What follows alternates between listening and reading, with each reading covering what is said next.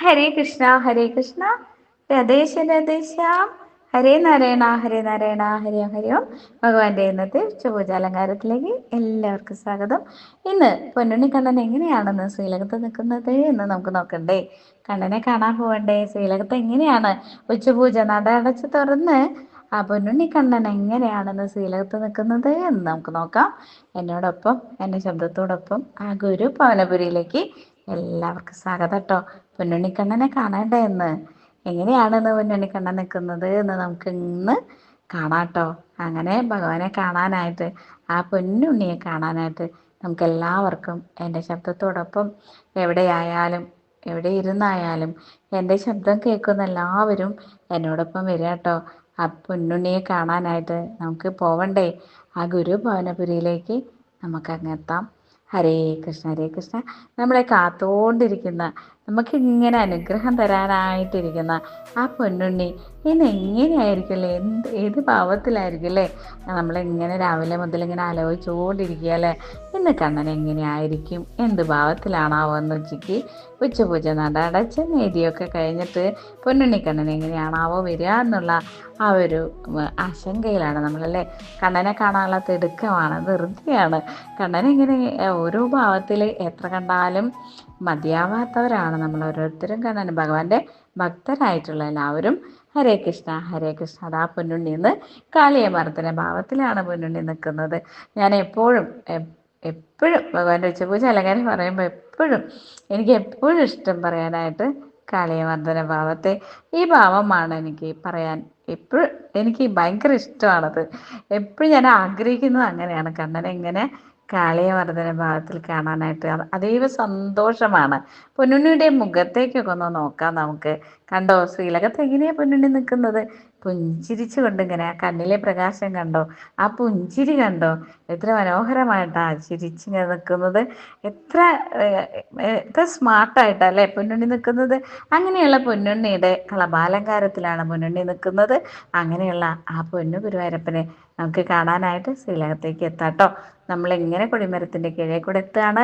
അവിടെ എത്തുമ്പോഴത്തേക്ക് നമുക്കിങ്ങനെ നമ്മുടെ ശ്രീലകത്ത് ഇങ്ങനെ എത്തുമ്പോഴത്തേക്ക് നമുക്കിങ്ങനെ നെയ്യിൻ്റെയും കളഭത്തിൻ്റെയും ആ ചന്ദനത്തിരിയുടെയും ഒക്കെ കർപ്പൂരത്തിൻ്റെയൊക്കെ ഗന്ധം, നറുനെയ്യിൻ്റെ ഗന്ധമാണ് കൂടുതൽ. ഇങ്ങനെ ആ നെയ്യിൻ്റെ ഗന്ധം ഇങ്ങനെ വെണ്ണയുടെയൊക്കെ ഗന്ധം ഇങ്ങനെ നമ്മളിലേക്ക് ഇങ്ങനെ ചുറ്റിക്കറങ്ങി വരികയാണ് അല്ലേ. തീർത്ഥക്കുളത്തിൽ നിന്ന് വരുന്ന കാറ്റ് നമ്മളെ ഇങ്ങനെ ഭഗവാന്റെ ആ നെയ്യ് മണത്തിലേക്ക്, നറുനെയ്യിൻ്റെ മണത്തിലേക്ക് നമ്മളെ കൊണ്ടുപോവാണ്. അങ്ങനെ അതാ നിൽക്കുന്നു പൊന്നുണ്ണിക്കണ്ണൻ. എങ്ങനെയാ നിൽക്കുന്നത്, കാളിയമർദ്ദന ഭാവത്തിലാണ് നിൽക്കുന്നത്. അതീവ സന്തോഷത്തിലാണ് പൊന്നുണ്ണിക്കണ്ണൻ. എന്താ, ഇടത് കൈ കൊണ്ട് ആ കാളിയൻ്റെ വാലിങ്ങനെ പിടിച്ചിരിക്കുന്നു, മുറുക്കെ പിടിച്ചിരിക്കുന്നു. വലത് കയ്യിലാവട്ടെ തൻ്റെ പൊന്നോടക്കുഴൽ ഇങ്ങനെ വലത് കയ്യിലിങ്ങനെ വീശിക്കൊണ്ട് നിൽക്കുന്നു. എത്ര സന്തോഷമാണല്ലേ. വളരെയധികം സന്തോഷത്തോടു കൂടിയാണ് പൊന്നുണ്ണിക്കണ്ണൻ ആ ഭാവത്തിൽ അവിടെ നിൽക്കുന്നത്. ഉണ്ടമാലയും വനമാലയൊക്കെ എന്താണ് അങ്ങനെ ആടിക്കളിക്കുന്നുണ്ട് ആ നൃത്തത്തിൻ്റെ ഭാവത്തിൽ, ആ കാളിയമർദ്ദന നൃത്തത്തിൻ്റെ ഭാവത്തിൽ. അതാ അങ്ങനെ പൊന്നുണ്ണി ഇങ്ങനെ ചിരിച്ചുകൊണ്ട് പുഞ്ചിരിച്ചുകൊണ്ട് പൊന്നിൻ കിരീടമൊക്കെ വെച്ചുകൊണ്ട് അങ്ങനെ ഉണ്ടമാല വനമാലയൊക്കെ ചാർത്തിക്കൊണ്ട് അരമണിക്ക് ഇങ്ങനെ കാൽത്തളകള് കൈവളകള് ഒക്കെ ഇട്ടുകൊണ്ട് ഭഗവാൻ അതാ പൊന്നുണ്ണിക്കണ്ണൻ ഗോപീചന്ദ്രൻ കുറിയൊക്കെ ആയിട്ട് അതിമനോഹരമായ ഭാവത്തോടു കൂടി നമ്മളെ നോക്കി ഇങ്ങനെ പുഞ്ചിരിച്ചുകൊണ്ട് ഭഗവാൻ അതാ കാളിയന്റെ പുറകെ തലയ്ക്ക് മുകളിൽ നിന്ന് നൃത്തമാടുന്ന അതിമനോഹരമായ കാഴ്ചയാണ് നമ്മളിപ്പോൾ കാണുന്നത്. കാളിന്തി നദി, ആ കാളിന്തി നദി ഇങ്ങനെ വിഷം നിറച്ചുകൊണ്ട്, വിഷം തുപ്പിക്കൊണ്ട് ഇങ്ങനെ പോയിരുന്ന ഞാനാണ് വലിയവൻ എന്ന ഭാവത്തിൽ അതാ അങ്ങനെയുള്ള ആ കാളിയനതാ ഭഗവാൻ അങ്ങനെ അന്വേഷിച്ചു പോകണല്ലേ കാളിയനെ. എന്താ ഇപ്പം ഇത് കഥ, ഇങ്ങനെ ഒരു കാളിയനുണ്ടെങ്കിൽ ആ കാളിയൻ്റെ അഹങ്കാരത്തേക്ക് ഒന്ന് നമുക്ക് ഇല്ലാതാക്കണ്ടേ എന്നൊരു ഭാവത്തിൽ ഭഗവാൻ അതാ കാളിയനെ അന്വേഷിച്ച് പുറപ്പെടുന്നു. അങ്ങനെ കാളിയനെ തെരഞ്ഞു പിടിച്ച് കാളിയൻ്റെ പുറകിൽ കയറി നിന്നുകൊണ്ട്, തലയ്ക്ക് മുകളിൽ കയറി നിന്നുകൊണ്ട് ഭഗവാൻ അതാ നൃത്ത ചുവടുകൾ ഓരോന്നോരോന്നായിട്ട് വയ്ക്കുന്ന ഭാവമാണ് നമ്മളെപ്പോഴും നമ്മളിന്ന് ശ്രീലകത്ത് കാണുന്നത്. ഹരേ കൃഷ്ണ. അങ്ങനെ കാലുകൾ ഇങ്ങനെ വെച്ച് നൃത്തം ചെയ്യുന്ന പൊന്നുണ്ണിക്കണ്ണനെ ഇങ്ങനെ കാണാനായിട്ട് ആ ഭാവം എന്ന് പറയുന്നത് അതീവ ഗൗരവമായിട്ടുള്ള ആ കാളിയൻ ഇതൊരു കൊച്ചു കുഞ്ഞല്ലേ എന്നൊക്കെ വിചാരിക്കുന്നുണ്ട്. ഈ കുഞ്ഞിനൊക്കെ എന്ത് ചെയ്യാൻ പറ്റും എന്നെ എന്നുള്ള അഹങ്കാരത്തിൽ ആ പൊന്നുണ്ണിക്കണ്ണൻ ഇങ്ങനെ ചുറ്റി വരിയുന്നുണ്ട്. ചുറ്റി വരിഞ്ഞുകൊണ്ട് അതാ ഒരുപാട് തലകളൊക്കെ ഉള്ള ആ കാളിയൻ അങ്ങനെ ഭഗവാനായിട്ടുള്ള പൊന്നുണ്ണിക്കണ്ണനെ ചുറ്റി വരിഞ്ഞുകൊണ്ട് ഇങ്ങനെ അതിൽ നിന്ന് ഇങ്ങനെ ഭഗവാൻ ആരാണ് അല്ലേ, ആ സശാൽ മഹാവിഷ്ണുവായിട്ടുള്ള സശാൽ നാരായണനായിട്ടുള്ള ആ ഭഗവാനെയാണ് ഇങ്ങനെ ചുറ്റി വരിഞ്ഞുകൊണ്ട് നിൽക്കുന്നത്. അങ്ങനെയുള്ള പൊന്നുണ്ണി അതാ ആ കാളിയൻ്റെ വാലൊക്കെ പിടിച്ചുകൊണ്ട് അങ്ങനെ ആ ചുറ്റി വരുന്ന എല്ലാ പാമ്പിൻ്റെ ആ നാഗത്തിൻ്റെ എല്ലാ ഇഴകളൊക്കെ ഇങ്ങനെ കൈകൊണ്ട് ഇങ്ങനെ മാറ്റിക്കൊണ്ട് ഭഗവാൻ അതാ കയറി നിൽക്കുന്നു. കയറി നിന്ന് ഇങ്ങനെ നൃത്തം ചവിട്ടുന്നു. അപ്പോഴും ആ കാളിയനതാ തൻ്റെ ആ വിഷം തുപ്പിക്കൊണ്ട് നിൽക്കുന്ന ഭാവമാണ് നമ്മൾ കാണുന്നത്. പക്ഷേ ഭഗവാൻ കയറി നിൽക്കുന്ന സമയത്തേക്ക് ഇതൊരു സാധാരണ കുഞ്ഞല്ല എന്നും സാധാരണ കുഞ്ഞല്ല എന്നും ഇതെന്തോ ഒരു അത്ഭുതമായ ബാലനാണെന്ന് വിചാരിക്കുന്നു. ഓരോ കാലുകൾ ആ നൃത്തഭാവത്തിൽ കാലുകൾ ഇങ്ങനെ തലയ്ക്ക് മുകളിൽ ഇങ്ങനെ നൃത്തച്ചുവടുകൾ ഇങ്ങനെ വെക്കാൻ തുടങ്ങുമ്പോൾ തന്നെ കിൻഡിൽ കണക്കിനുള്ള ഭാരമാണ് കാളിയൻ്റെ തലയ്ക്ക് മുകളിൽ വന്നു വീഴുന്നത്. സശാൽ ആ പരബ്രഹ്മമായിട്ടുള്ള ആ പൊന്നു ഗുരുവായൂരപ്പനെ ആണ് നമ്മളപ്പോൾ കാണുന്നത്. എന്താ പറയുക, അത്രയ്ക്കും ഭീകരമായിട്ടുള്ള ഭാവമാണ് ഭഗവാന്റെ.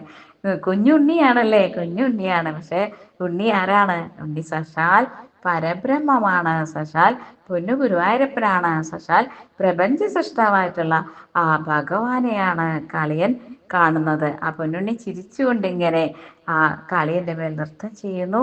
അങ്ങനെയുള്ള കാളിയനെ ആ അഹങ്കാരത്തെ ശമിപ്പിക്കാനായിട്ട് ആ കാളിയൻ എത്ര നാളും എന്തായിരുന്നുവോ അങ്ങനെയുള്ള കാളിയൻ്റെ അഹങ്കാരത്തെ ശമിപ്പിച്ചുകൊണ്ട് ഇല്ലാതാക്കിക്കൊണ്ട് വെടിഞ്ഞുകൊണ്ട് അങ്ങനെയുള്ള ഭഗവാന്റെ ആ ഒരു നൃത്തമാണ് നമ്മളിന്ന് ശ്രീലകത്തുനിന്ന് കാണുന്നത്. ഹരേ കൃഷ്ണ ഹരേ കൃഷ്ണ. എല്ലാവരും ഈ ഭാവത്തെ കാണുക. ഈ കാളിയൻ എന്ന് പറയുന്നത് ശരിക്കും ഞാൻ എപ്പോഴും ജീവിതവുമായി കൂട്ടിച്ചേർത്തുകൊണ്ട് പറയുമ്പോൾ തികച്ചും നമ്മുടെ ജീവിതത്തിൽ ഇതുപോലെ നമ്മുടെ ജീവിതം തന്നെയാണ് കാളിയൻ എന്ന് ഞാൻ എപ്പോഴും പലപ്പോഴായിട്ട് പറഞ്ഞിട്ടുണ്ട്.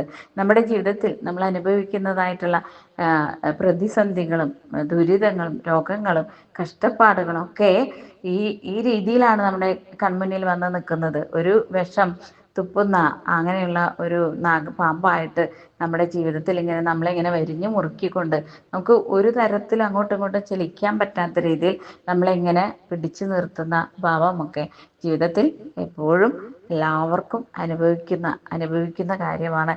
എല്ലാവരുടെ ജീവിതത്തിലും ഇങ്ങനെയുള്ള ഈ ഒരു അപകട സാധ്യത എപ്പോഴും നമ്മൾ കാണുന്നതാണ്. അങ്ങനെയുള്ള ആ ഭഗവാന്റെ ആ ഒരു ഭഗവാൻ നമ്മുടെ മനസ്സിലേക്ക് ഇങ്ങനെ വരുമ്പോഴാണ് ആ ഒരു ഭാവത്തെ നമ്മുടെ ഉള്ളിലുള്ള നമ്മുടെ ജീവിതത്തിൻ്റെ എല്ലാ ഗതികളെ മാറ്റിമറിച്ചുകൊണ്ട് ആ പൊന്നുണ്ണിക്കണ്ണൻ നമ്മുടെ മനസ്സിലേക്ക് കയറി വന്നുകൊണ്ട് നമ്മളെ ശരിയായ ദിശയിലേക്ക്, അതായത് ലക്ഷ്യസ്ഥാനത്തേക്ക് നമ്മളെ കൊണ്ടുപോകാനായിട്ട് നമ്മുടെ ഉള്ളിലെ എല്ലാ വിഷമതകളെ നീക്കിക്കൊണ്ട് നമ്മുടെ സങ്കടങ്ങളൊക്കെ മാറ്റിക്കൊണ്ട് അതാ പൊന്നു ഗുരുവായൂരപ്പൻ നമ്മളോട് പറയുന്നു, ഞാനുണ്ട് കൂടെ എന്ന്. കൂടെ ഞാനുണ്ട്. പിന്നെ എന്തിനാണ് ഈ കാളിയനെ പോലെയുള്ള ഈ വിഷപ്പാമ്പുകളൊക്കെ നമ്മൾ എന്തിനാണ് ഭയക്കുന്നത് എന്ന് ഭഗവാൻ നമ്മളോട് നേരിട്ട് പറയുകയാണ്. പറയാതെ തന്നെ പറയുകയാണ്, അതാ ഇങ്ങനെയുള്ള ദുഃഖങ്ങളെയും ദുരിതങ്ങളെയൊക്കെ അതിജീവിച്ചുകൊണ്ട് ഭഗവാനെ മനസ്സിൽ ധ്യാനിച്ചുകൊണ്ട് നമുക്ക് ഓരോരുത്തർക്കും ഈ ഒരു ഭാവത്തിൽ ഭഗവാനെ പൊന്നുണ്ണിക്കണ്ണനെ നമ്മളെ മനസ്സിൽ പ്രതിഷ്ഠിച്ചുകൊണ്ട് നമുക്ക് ഓരോരുത്തർക്കും ആ ജീവിതത്തിലേക്ക് ലക്ഷ്യസ്ഥാനത്തേക്ക് ഓരോരുത്തർക്കും എത്താനായിട്ട് ഭഗവാന്റെ അനുഗ്രഹത്തോടു കൂടി മാത്രമേ സാധിക്കുള്ളൂ എന്നുള്ളതും ഭഗവാൻ നമ്മുടെ കൂടെ എപ്പോഴും ഉണ്ടാവട്ടെ എന്നും ഭഗവാൻ എപ്പോഴും നമ്മുടെ മനസ്സിൽ നിറഞ്ഞു നിൽക്കട്ടെ എന്നും പ്രാർത്ഥിക്കുകയാണ്. ഹരേ കൃഷ്ണ ഹരേ കൃഷ്ണ. എല്ലാവർക്കും ഭഗവാന്റെ നിത്യമായ അനുഗ്രഹം ഉണ്ടാവട്ടെ എന്ന് പ്രാർത്ഥിക്കുന്നു. എന്നോടൊപ്പം ഗുരുഭവനപുരിയിൽ എത്തിയിട്ടുള്ള എല്ലാവർക്കും ഭഗവാന്റെ എല്ലാ അനുഗ്രഹങ്ങളും ഉണ്ടാവട്ടെ എന്ന് പ്രാർത്ഥിക്കുന്നു. ആ പൊന്നു തൃപ്പാദങ്ങളെ നമ്മുടെ എല്ലാ ദുഃഖങ്ങളും എല്ലാ വേദനകളും ഒക്കെ ഭഗവാന്റെ പൊന്നുപാദങ്ങളെ സമർപ്പിച്ചുകൊണ്ട് നമുക്ക് ഭഗവാനെ കാണാം, താണു വീണ് നമസ്കരിക്കാം. എപ്പോഴും ജീവിതത്തിൽ ഭഗവാൻ കൂടെ ഉണ്ടാവണേ എന്ന് പ്രാർത്ഥിക്കാം. അതുപോലെ തന്നെ ഇന്ന് ഗുരുവായൂർ എത്തിച്ചേർന്നിട്ടുള്ള എല്ലാവർക്കും ഭഗവാന്റെ ഈ ദിവ്യമായ ഭാവത്തെ, ഈ സന്തോഷമായ ആനന്ദകരമായ ആ നൃത്തത്തെ അത് കാണാൻ, ആ ഒരു ഭാവത്തെ കാണാൻ എല്ലാവർക്കും സാധിക്കട്ടെ എന്ന് പ്രാർത്ഥിക്കുകയാണ്. നമ്മുടെ ജീവിത വിജയത്തിൽ ഇങ്ങനെ എല്ലാം തോൽപ്പിച്ചുകൊണ്ട് അങ്ങനെ നമ്മളിങ്ങനെ വിജയശ്രീലാളിതനായി നിൽക്കുന്ന പൊന്നുണ്ണിക്കണ്ണനെയാണ് നമ്മൾ ഇന്ന് കാണുന്നത് അല്ലേ. അങ്ങനെ ഓരോരുത്തർക്കും സാധിക്കട്ടെ, അങ്ങനെ ലക്ഷ്യത്തിലേക്ക് എത്താൻ ഓരോരുത്തർക്കും സാധിക്കട്ടെ. ആ പാവത്തെ എല്ലാവരും മനസ്സിലേക്ക് കൊണ്ടുവരിക, ആ പുഞ്ചിരിയെ എല്ലാവരും നെഞ്ചിലേക്ക് ഏറ്റാം. ആ മുഖഭാവത്തെ, ആ പൊന്നു കണ്ണനെ നമ്മുടെ മനസ്സിലെപ്പോഴും സ്ഥിരമായി പ്രതിഷ്ഠിക്കാൻ എല്ലാവർക്കും സാധിക്കട്ടെ. അതുപോലെ തന്നെ എല്ലായിടത്തും രോഗാതുരതര ആയിട്ടുള്ള എല്ലാവരും ഭൂമിയിലെ പല പല സ്ഥലങ്ങളിലായിട്ട് ഭഗവാനെ മനസ്സിൽ ഇങ്ങനെ ഓർത്തുകൊണ്ട് സുഖമില്ലാതെ എണീക്കാനും നിൽക്കാനും ആ തിരുനടയിൽ നിർത്താനും സാധിക്കാത്ത ഒരുപാട് ആളുകളുണ്ട് അല്ലേ.